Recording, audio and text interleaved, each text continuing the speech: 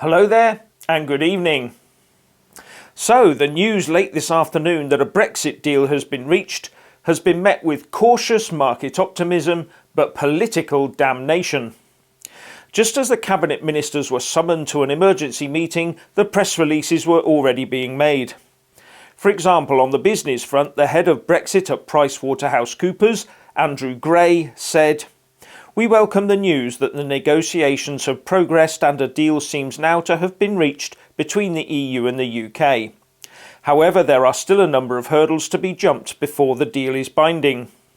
Whilst today's developments have reinforced our optimism that a deal between the EU and the UK is the most likely outcome, we still urge business to continue preparing for both a deal and no deal scenario until the deal is ratified.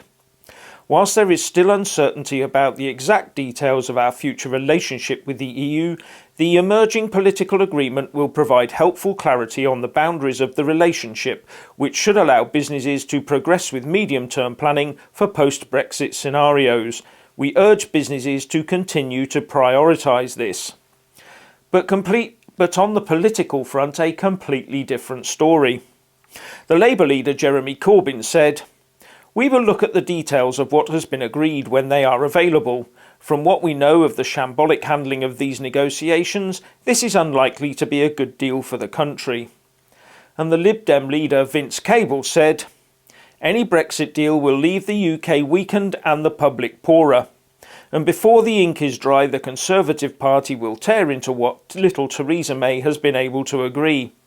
The Prime Minister now faces a defeat in Parliament, as a majority will be hard or impossible to secure for what she has come up with." And he ends on the usual predictable front of, "A people's vote is now the only way to escape from this mess." Leave supporter Julia Hartley-Brewer tweeted, "Dear Cabinet Ministers, please show some backbone and do the right thing tonight. Refuse to accept this sham of a deal and deliver the Brexit 17.4 million voted for in a democratic referendum. Yours, a Leave voter."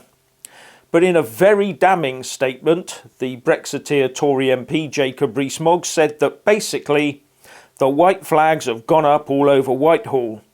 And that is something no one outside of Number 10 could realistically argue with on a political front. So please let us all know what you think by leaving a comment below, and thank you for watching.